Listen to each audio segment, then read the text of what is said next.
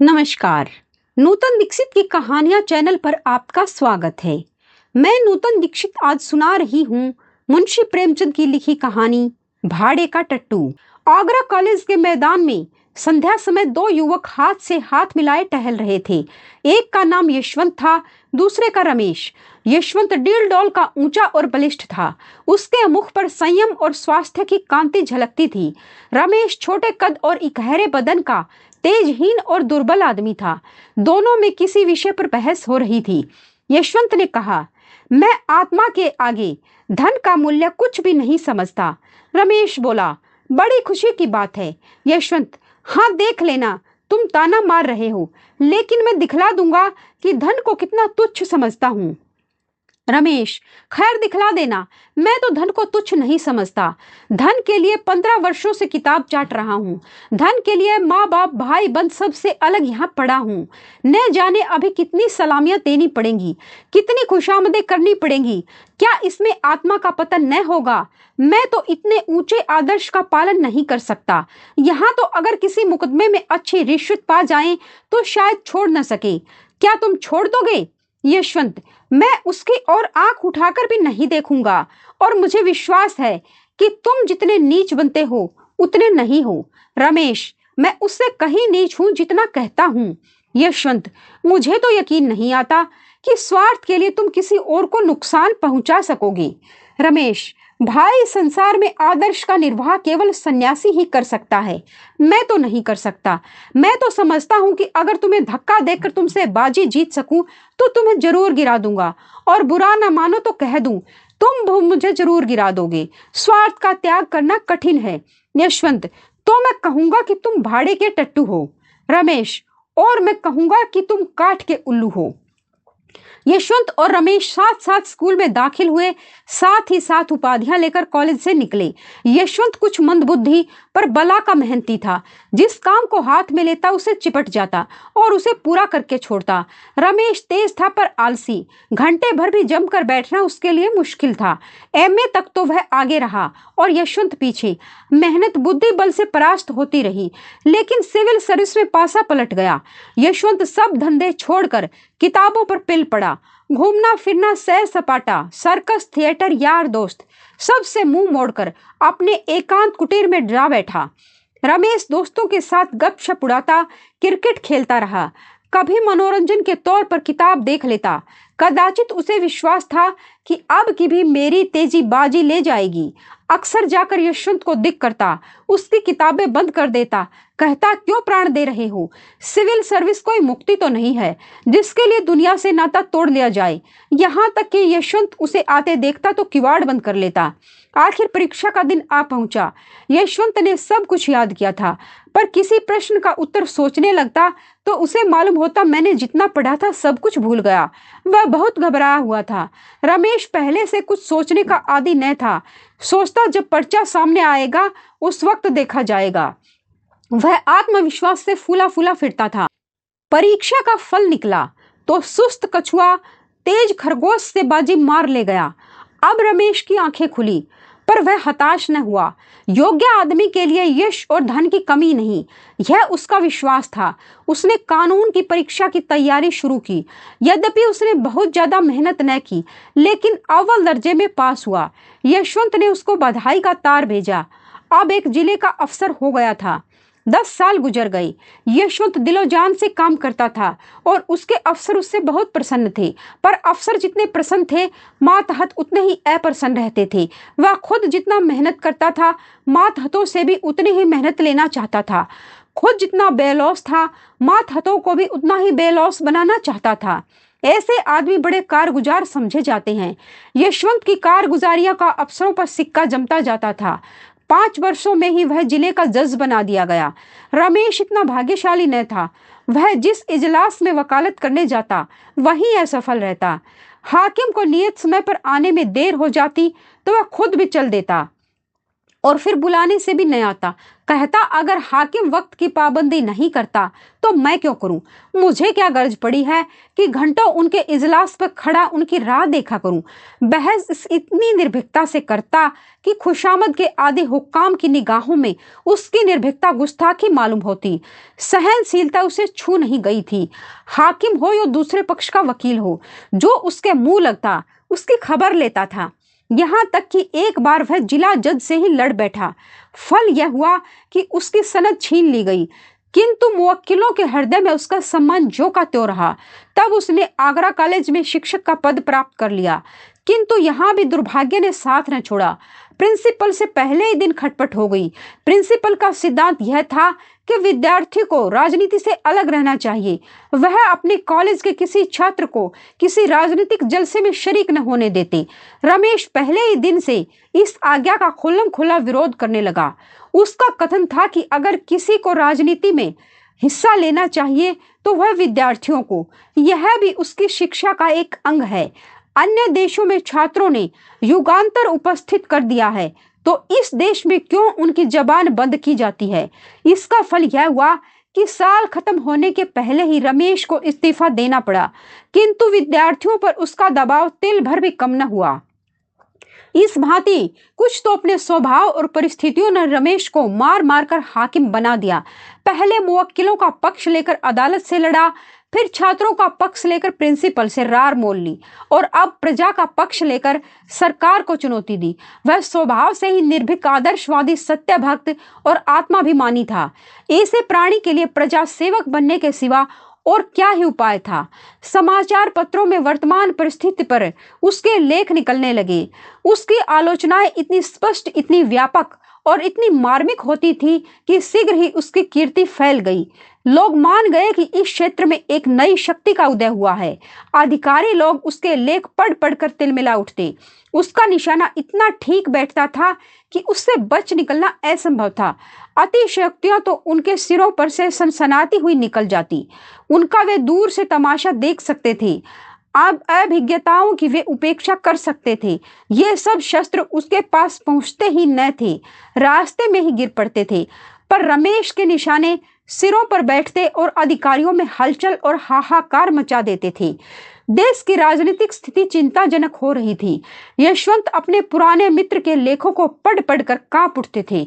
भय होता कहीं वह कानून के पंजे में न आ जाएं। बार बार उसे संयत रहने की ताकीदें करते, बार बार मिन्नतें करते कि जरा अपनी कलम को और नरम कर दो। जानबूझकर क्यों विषधर कानून के मुंह में उंगली डालते हो? लेकिन रमेश को नेतृत्व का नशा चढ़ा हुआ था। वह इन पत्रों का जवाब तक न देता था। 5वें साल यशवंत बदल कर आगरे का जिला जज हो गए। देश की राजनीतिक दशा चिंताजनक हो रही थी। खुफिया पुलिस ने एक तूफान खड़ा कर दिया था। उसकी कपोल कल्पित कथाएं सुन सुनकर हुक्कामों की रूह फना हो रही थी।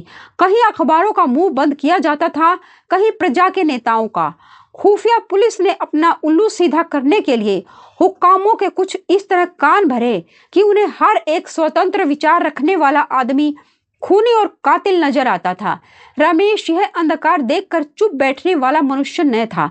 जो जो अधिकारियों की निरंकुशता बढ़ती थी, त्यों त्यों उसका भी जोश बढ़ता था। रोज कहीं न कहीं व्याख्यान देता और उसके प्राय सभी व्याख्यान विद्रोहात्मक भावों से भरे होते थे। स्पष्ट और खरी बातें कहना ही विद्रोह है। अगर किसी का राजनीतिक भाषण विद्रोहात्मक नहीं माना गया तो समझ लो उसने अपने आंतरिक भावों को गुप्त रखा है। उसके दिल में जो कुछ है उसे जबान पर लाने का साहस उसमें नहीं है। रमेश ने मनोभावों को गुप्त रखना सीखा ही न था। प्रजा का नेता बनकर जेल और फांसी से क्या डरना? जो आफत आनी हो वह आए, वह सब कुछ सहने को तैयार बैठा था। अधिकारियों की आंखों में भी वही सबसे ज्यादा गड़ा हुआ था। एक दिन यशवंत ने उसे अपने पास बुला भेजा तो उसने कहा कि मैं ठीक है, कल शाम को 6 बजे आऊंगा। उसने किसी से इसका जिक्र न किया और वह शाम को यशवंत के पास पहुंच गया तो चिराग जल चुके थे। यशवंत ने आकर उसे गले से लगा लिया। आधी रात तक दोनों मित्रों में खूब बातें होती रही। यशवंत ने इतने में नौकरी के जो जो अनुभव प्राप्त किए थे सब बयान किए। रमेश को यह जानकर आश्चर्य हुआ कि यशवंत के राजनीतिक विचार कितने विषयों में मेरे विचारों से भी ज्यादा स्वतंत्र हैं। उसका यह ख्याल बिल्कुल गलत निकला कि वह बिल्कुल बदल गया होगा, वफादारी के राग अल्पाता होगा।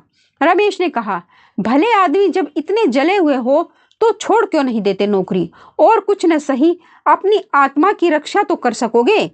यशवंत, मेरी चिंता पीछे करना, इस समय अपनी चिंता करो। मैंने तुम्हें सावधान करने को बुलाया है। इस वक्त सरकार की नजर में तुम बेतरह खटके हुए हो। मुझे भय है कि तुम कहीं पकड़े न जाओ। रमेश, इसके लिए तो मैं तैयार बैठा हूँ। यशवंत, आखिर आग में कूदने से तुम्हें क्या लाभ होगा। रमेश, हानि लाभ देखना मेरा काम नहीं, मेरा काम तो अपने कर्तव्य का पालन करना है। यशवंत, हाथी तो तुम सदा के हो, मगर मौका नाजुक है, संभलते रहना ही अच्छा है। अगर मैं देखता कि जनता में वास्तविक जागृति है तो तुमसे पहले मैदान में आता, पर जब देखता हूँ कि अपने ही मरे स्वर्ग देखना है तो आगे कदम रखने की हिम्मत नहीं पड़ती। दोनों दोस्तों ने देर तक बातें की। कॉलेज के दिन याद आई। सहपाठियों के लिए कॉलेज की पुरानी स्मृतियां मनोरंजन और हास्य का अविरल स्रोत हुआ करती हैं। अध्यापकों पर आलोचना हुई, कौन कौन साथी क्या कर रहा है इसकी चर्चा हुई। बिल्कुल यह मालूम होता था कि दोनों अब भी कॉलेज के छात्र हैं। गंभीरता नाम को भी न थी। रात ज्यादा हो गई थी। भोजन करते करते 1 बज गया। यशवंत ने कहा, अब कहाँ जाओगे, यहीं सो रहो और बातें हों, तुम तो कभी आते ही नहीं। रमेश तो रमते जोगी थे, वही खाना खाकर बातें करते करते सो गई। नींद खुली तो 9 बज गए थे। यशवंत सामने खड़े मुस्कुरा रहे थे। इसी रात को आगरे में भयंकर डाका पड़ गया। रमेश 10 बजे घर पहुंचे तो देखा पुलिस ने उनका मकान घेर रखा है। उन्हें देखते ही एक अफसर ने वारंट दिखाया। तुरंत घर की तलाशी होने लगी। मालूम नहीं क्यों कर रमेश की मेज की दराज में एक पिस्तौल निकल आया। फिर क्या था, हाथों में हथकड़ी पड़ गई। अब किसे उनके डाके में शरीक होने से इनकार हो सकता था। और भी कितने ही आदमियों पर आफत आई। सभी प्रमुख नेता चुन लिए गए। मुकदमा चलने लगा। औरों की बात को ईश्वर जाने, पर रमेश निरपराध था। इसका उसके पास ऐसा प्रबल प्रमाण था जिसकी सत्यता से किसी को इनकार न हो सकता था। पर क्या वह इस प्रमाण का उपयोग कर सकता था? रमेश ने सोचा, यशवंत स्वयं मेरे वकील द्वारा सफाई के गवाहों में अपना नाम लिखाने का प्रस्ताव करेगा। मुझे निर्दोष जानते हुए वह कभी मुझे जेल न जाने देगा। वह इतना हृदय शून्य नहीं है। लेकिन दिन गुजरते जाते थे और यशवंत की ओर से इस प्रकार का कोई प्रस्ताव न होता था। रमेश खुद संकोचवश उसका नाम लिखाते हुए डरते थे। न जाने इसमें उसे क्या बाधा हो। अपनी रक्षा के लिए वह उसे संकट में न डालना चाहते थे। यशवंत हृदय शून्य न थे, भाव शून्य न थे, लेकिन कर्म शून्य अवश्य थे। उन्हें अपने परम मित्र को निर्दोष मारे जाते देखकर दुख होता था। कभी कभी रो पड़ते थे, पर इतना साहस न होता था कि सफाई देकर उसे छुड़ा लें। न जाने अफसरों का क्या ख्याल हो, कहीं यह न समझने लगे कि मैं भी षड्यंत्रकारियों से सहानुभूति रखता हूँ। मेरा भी उनके साथ कुछ संपर्क है। यह मेरे हिंदुस्तानी होने का दंड है। जानकर जहर निगलना पड़ रहा है।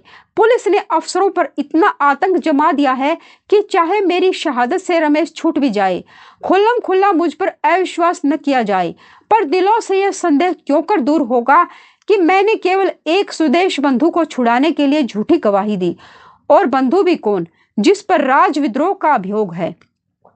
इसी सोच विचार में 1 महीना गुजर गया। उधर मजिस्ट्रेट ने यह मुकदमा यशवंत ही के इजलास में भेज दिया।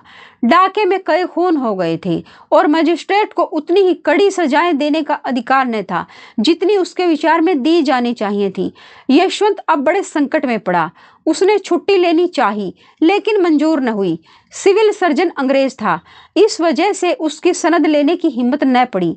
बला सिर पर आ पड़ी थी और उससे बचने का उपाय न सूझता था। भाग्य की कुटिल क्रीड़ा देखिए। साथ खेले साथ पढ़े हुए 2 मित्र एक दूसरे के सम्मुख खड़े थे। केवल एक कटघरे का अंतर था, पर एक की जान दूसरे की मुट्ठी में।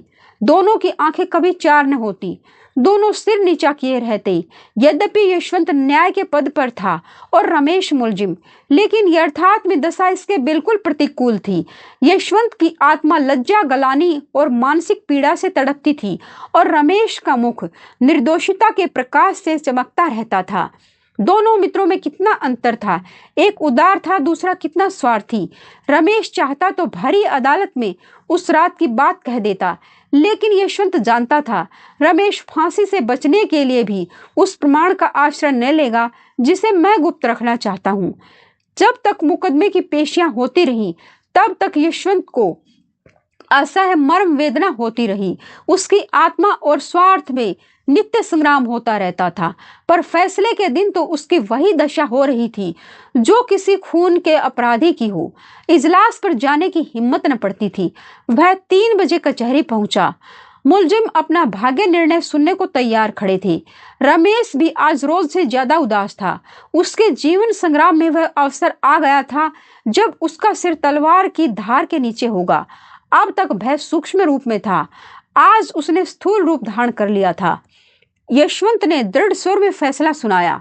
जब उसके मुख से ये शब्द निकले कि रमेश चंद्र को 7 वर्ष का कठिन कारावास, तो उसका गला रुंध गया। उसने तजवीज मेज पर रख दी। कुर्सी पर बैठकर पसीना पोंछने के बहाने आंखों में उमड़े हुए आंसुओं को पोंछा। इसके आगे तजवीज उससे न पढ़ी गई। रमेश जेल से निकलकर पक्का क्रांतिकारी बन गया। जेल की अंधेरी कोठरी में दिन भर के कठिन परिश्रम के बाद वह दोनों के उपकार और सुधार के मंसूबे बांधा करता। सोचता मनुष्य क्यों पाप करता है, इसलिए न कि संसार में इतनी विषमता है। कोई तो विशाल भवनों में रहता है, किसी को पेड़ की छां भी मयस्सर नहीं। कोई रेशम और रत्नों से मढ़ा हुआ है, किसी को फटा वस्त्र भी नहीं। ऐसे न्याय विहीन संसार में यदि चोरी, हत्या और अधर्म है तो यह किसका दोष है? वह एक ऐसी समिति खोलने का स्वप्न देखा करता जिसका काम संसार से इस विषमता को मिटा देना होगा। संसार सबके लिए है, उसमें सबको सुख भोगने का समान अधिकार है। न डाका डाका है, न चोरी चोरी। धनी अगर अपना धन खुशी से नहीं बांट देता तो उसकी इच्छा के विरुद्ध बांट लेने में क्या पाप? धनी उसे पाप कहता है तो कहे, उसका बनाया हुआ कानून दंड देना चाहता है तो दे। हमारी अदालत भी अलग होगी। उसके सामने वे सभी मनुष्य अपराधी होंगे जिनके पास जरूरत से ज्यादा सुख भोग की सामग्रियां हैं। हम भी उन्हें दंड देंगे, हम भी उनसे कड़ी मेहनत लेंगे। जेल से निकलते ही उसने इन सामाजिक क्रांतियों की घोषणा कर दी। गुप्त सभाएं बनने लगी, सशस्त्र जमा किए जाने लगे और थोड़े ही दिनों में डाकों का बाजार गर्म हो गया। पुलिस ने उसका पता लगाना शुरू किया। उधर क्रांतिकारियों ने पुलिस पर भी हाथ साफ करना शुरू कर दिया। उनकी शक्ति दिन दिन बढ़ने लगी। काम इतनी चतुराई से होता था कि किसी को अपराधी का कुछ सुराग न मिलता। रमेश कहीं गरीबों के लिए दवाखाने खोलता, कहीं बैंक। डाके के रुपयों से उसने इलाके खरीदना शुरू किया। जहां कोई इलाका नीलाम होता वह उसे खरीद लेता। थोड़े ही दिनों में उसके अधीन एक बड़ी जायदाद हो गई। इसका नफा गरीबों के उपकार में ही खर्च होता था। तुर्रा यह कि सभी जानते थे यह रमेश की करामात है, पर किसी की मुंह खोलने की हिम्मत न होती थी। सभ्य समाज की दृष्टि में रमेश से ज्यादा घृणित और कोई प्राणी संसार में न था। लोग उसका नाम सुनकर कानों पर हाथ रख लेते। शायद उसे प्यासों मरता देखकर कोई एक बूंद पानी भी उसके मुंह में न डालता, लेकिन किसी की मजाल न थी कि उस पर आक्षेप कर सके। इस तरह कई साल गुजर गई। सरकार ने डाकुओं का पता लगाने के लिए बड़े बड़े इनाम रखे। यूरोप से गुप्त पुलिस के सिद्धस्थ आदमियों को बुलाकर इस काम पर नियुक्त किया गया, लेकिन गजब के डकैत थे जिनकी हिकमत के आगे किसी की कुछ न चलती थी। पर रमेश खुद अपने सिद्धांतों का पालन न कर सका। जो जो जिन गुजरते थे उसे अनुभव होता था कि मेरे अनुयायियों में असंतोष बढ़ता जाता है। उनमें भी जो ज्यादा चतुर और साहसी थे वे दूसरों पर रौब जमाते और लूट के माल में बराबर हिस्सा न देते थे। यहाँ तक कि रमेश से कुछ लोग जलने लगी। वह राजसी ठाठ से रहता था। लोग कहते उसे हमारी कमाई को यूं उड़ाने का क्या अधिकार है। नतीजा यह हुआ कि आपस में फूट पड़ गई। रात का वक्त था, काली घटा छाई हुई थी। एक युवक ने कहा, आप बार बार मुझे को क्यों चुनते हैं? हिस्सा लेने वाले तो सभी हैं। मैं ही क्यों बार बार अपनी जान जोखिम में डालूं? रमेश ने दृढ़ता से कहा, इसका निश्चय करना मेरा काम है कि कौन कहां भेजा जाए। तुम्हारा काम केवल मेरी आज्ञा का पालन है। युवक, अगर मुझसे काम ज्यादा लिया जाता है तो हिस्सा क्यों नहीं ज्यादा दिया जाता? रमेश ने उसकी त्योरियां देखी और चुपके से पिस्तौल उसके हाथ से लेकर बोली, इसका फैसला वहां से लौटने के बाद होगा। युवक, मैं जाने से पहले इसका फैसला करना चाहता हूं। रमेश ने इसका जवाब न दिया। वह पिस्तौल से उसका काम तमाम कर देना ही चाहते थे कि युवक खिड़की से नीचे कूद पड़ा और भागा। कूदने फांदने में उसका जोड़ न था। चलती रेलगाड़ी से फांद पड़ना उसके बाएं हाथ का खेल था। वह वहां से सीधा गुप्त पुलिस के प्रधान के पास पहुंचा। यशवंत ने भी पेंशन लेकर वकालत शुरू की थी। न्याय विभाग के सभी लोगों से उसकी मित्रता थी। उनकी वकालत बहुत जल्द चमक उठी। यशवंत के पास लाखों रुपए थे। उन्हें पेंशन भी बहुत मिलती थी। वह चाहते तो घर बैठे आनंद से अपनी उम्र के बाकी दिन काट देते। देश और जाति की कुछ सेवा करना भी उनके लिए मुमकिन था। ऐसे ही पुरुषों से निस्वार्थ सेवा की आशा की जा सकती है, पर यशवंत ने अपनी सारी उम्र रुपए कमाने में गुजारी थी और वह अब कोई ऐसा काम न कर सकते थे जिसका फल रुपयों की सूरत में न हो। यूं तो सारा सभ्य समाज रमेश से घृणा करता था, लेकिन यशवंत सबसे बढ़ा हुआ था। कहता, अगर कभी रमेश पर मुकदमा चलेगा तो मैं बिना फीस लिए सरकार की तरफ से पैरवी करूंगा। खुल्लम खुल्ला रमेश पर छींटे उड़ाया करता। यह आदमी नहीं, शैतान है, राक्षस है। ऐसे आदमी का तो मुंह न देखना चाहिए। उफ, इसके हाथों कितने भले घरों का सर्वनाश हो गया, कितने भले आदमियों के प्राण गए, कितनी स्त्रियां विधवा हो गई, कितने बालक अनाथ हो गए। आदमी नहीं, पिशाच है। मेरा बस चले तो इसे गोली मार दूं, जीता चुनवा दूं। सारे शहर में शोर मचा हुआ था। रमेश बाबू पकड़े गए। बात सच्ची थी। रमेश चुपचाप पकड़ा गया था। उसी युवक ने जो रमेश के सामने कूद कर भागा था, पुलिस के प्रधान से सारा कच्चा चिट्ठा बयान कर दिया था। अपहरण और हत्या का कैसा रोमांचकारी, कैसा पैसाचिक, कैसा पापपूर्ण वृत्तांत था। भद्र समुदाय बगले बजाता था। शेठों के घरों में घी के चिराग जलते थे। उनके सिर पर एक नंगी तलवार लटकती रहती थी। आज वह हट गई। अब वे मीठी नींद सो सकते थे। अखबारों में रमेश के हथकंडे छपने लगे। वे बातें जो अब तक मारे भय के किसी की जबान पर न आती थी, अब अखबारों में निकलने लगी। उन्हें पढ़कर पता चलता था कि रमेश ने कितना अंधेर मचा रखा था। कितने ही राजे और रईस उसे माहवार टैक्स दिया करते थे। उसका पुर्जा पहुंचता, फला तारीख को इतने रुपए भेज दो। फिर किसकी मजाल थी कि उसका हुक्म टाल सके। वह जनता के हित के लिए जो काम करता, उसके लिए भी अमीरों से चंदे लिए थे। रकम लिखना रमेश का काम था। अमीरों को बिना कान पूछ हिलाए वह रकम दे देनी पड़ती थी। लेकिन भद्र समुदाय जितना ही प्रसन्न था, जनता उतनी ही दुखी थी। अब कौन पुलिस वालों के अत्याचारों से उनकी रक्षा करेगा? कौन सेठों के जुल्म से उन्हें बचाएगा? कौन उनके लड़कों के लिए कला कौशल के मदरसे खोलेगा? वे अब किसके बल पर कूदेंगे? वे अब अनाथ थे, कहीं उनका अवलंबन था। अब तो रमेश, अब अवलंबन ही जाता रहा तो वे किसका मुंह ताकेंगे, किसको अपनी फरियाद सुनाएंगे? पुलिस शहादतें जमा कर रही थी। सरकारी वकील जोरों से मुकदमा चलाने की तैयारियां कर रहा था, लेकिन रमेश की तरफ से कोई वकील न खड़ा होता था। जिले भर में एक ही आदमी था जो उसे कानून के पंजे से छुड़ा सकता था। वह था यशवंत। लेकिन यशवंत जिसके नाम से कानों पर उंगली रखता था, क्या उसी की वकालत करने को खड़ा होगा? असंभव। रात के 9 बजे थे। यशवंत के कमरे में एक स्त्री ने प्रवेश किया। यशवंत अखबार पढ़ रहा था। बोला, क्या चाहती हो? स्त्री, अपने पति के लिए एक वकील। यशवंत, तुम्हारा पति कौन है? स्त्री, वह जो आपके साथ पढ़ता था और जिस पर डाके का झूठा अभियोग चलाया जाने वाला है। यशवंत ने चौंक कर पूछा, तुम रमेश की स्त्री हो? स्त्री, हाँ। यशवंत, मैं उनकी वकालत नहीं कर सकता। स्त्री, आपको अख्तियार है। आप अपने जिले के आदमी हैं और मेरे पति के मित्र रह चुके हैं, इसलिए सोचा था क्यों बाहर वालों को बुलाऊं, मगर अब इलाहाबाद या कलकत्ते से ही किसी को बुलाऊंगी। यशवंत, मेहनतनामा दे सकोगी? स्त्री ने अभिमान के साथ कहा, बड़े से बड़े वकील का मेहनताना क्या होगा। यशवंत, 3,000 रुपए रोज। स्त्री, बस आप इस मुकदमे को ले लें, मैं आपको 3,000 रुपए रोज दूंगी। यशवंत, 3,000 रुपए रोज। स्त्री, हाँ, और यदि आपने उन्हें छुड़ा लिया तो 50,000 रुपए आपको इनाम के तौर पर और दूंगी। यशवंत के मुंह में पानी भर आया। अगर मुकदमा 2 महीने भी चला तो कम से कम 1 लाख रुपए सीधे हो जाएंगे। पुरस्कार ऊपर से पूरे 2 लाख की गोटी है। इतना धन तो जिंदगी भर में भी जमा न कर पाए थे, मगर दुनिया क्या कहेगी। अपनी आत्मा भी तो नहीं गवाही देती। ऐसे आदमी को कानून के पंजे से बचाना असंख्य प्राणियों की हत्या करना है। लेकिन गोटी 2 लाख की है।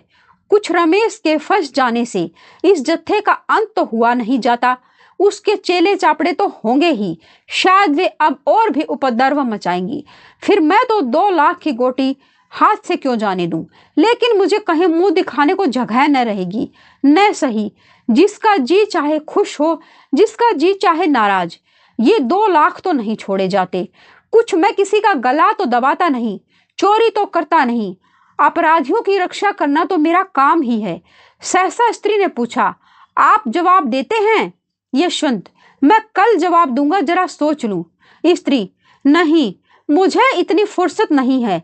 अगर आपको कुछ उलझन हो तो साफ साफ कह दीजिए, मैं और प्रबंध करूं। यशवंत को और विचार करने का अवसर न मिला। जल्दी का फैसला स्वार्थ ही की ओर झुकता है, यहाँ हानि की संभावना नहीं रहती। यशवंत, आप कुछ रुपए पेशगी के दे सकती हैं। स्त्री, रुपयों की मुझसे बार बार चर्चा न कीजिए। उनकी जान के सामने रुपयों की हस्ती क्या है। आप जितनी रकम चाहे मुझसे ले लें। आप चाहे उन्हें छुड़ा न सके, लेकिन सरकार के दांत खट्टे जरूर कर दें। यशवंत, खैर मैं ही वकील हो जाऊंगा। कुछ पुरानी दोस्ती का निर्वाह भी तो करना चाहिए। पुलिस ने एड़ी चोटी का जोर लगाया, सैकड़ों शहादतें पेश की। मुखबिर ने तो पूरी गाथा ही सुना दी, लेकिन यशवंत ने कुछ ऐसी दलीलें की, शहादतों को कुछ इस तरह झूठा सिद्ध किया और मुखबिर की कुछ ऐसी खबर ली कि रमेश बेदाग छूट गए। उन पर कोई अपराध न सिद्ध हो सका। यशवंत जैसे संयत और विचारशील वकील का उनके पक्ष में खड़े हो जाना ही इसका प्रमाण था कि सरकार ने गलती की। संध्या का समय था। रमेश के द्वार पर शामियाना तना हुआ था। गरीबों को भोजन कराया जा रहा था। मित्रों की दावतें हो रही थी। यह रमेश के छूटने का उत्सव था। यशवंत को चारों ओर से धन्यवाद मिल रहे थे। रमेश को बधाइयां दी जा रही थी। यशवंत बार बार रमेश से बोलना चाहता था, लेकिन रमेश उनकी ओर से मुंह फेर लेते थे। अब तक उन दोनों में एक बात भी न हुई थी। आखिर यशवंत ने एक बार झुंझलाकर कहा, तुम तो मुझसे इस तरह ऐंठे हुए हो मानो मैंने तुम्हारे साथ कोई बुराई की है। रमेश, और आप क्या समझते हैं कि मेरे साथ भलाई की है? पहले आपने मेरे इस लोक का सर्वनाश किया था, अब की परलोक का किया। पहले न्याय किया होता तो मेरी जिंदगी सुधर जाती, और अब जेल जाने को देते तो आकबात बन जाती। यशवंत, यह तो न कहोगे कि इस मामले में कितने साहस से काम लेना पड़ा। रमेश, आपने साहस से काम नहीं लिया, स्वार्थ से काम लिया। आप अपने स्वार्थ के भक्त हैं। मैं तो आपको भाड़े का टट्टू समझता हूं। मैंने अपने जीवन का बहुत दुरुपयोग किया, लेकिन उसे आपके जीवन से बदलने को किसी दशा में तैयार नहीं हूं। आप मुझसे धन्यवाद की आशा न रखें। आप सुन रहे थे मुंशी प्रेमचंद की लिखी कहानी भाड़े का टट्टू।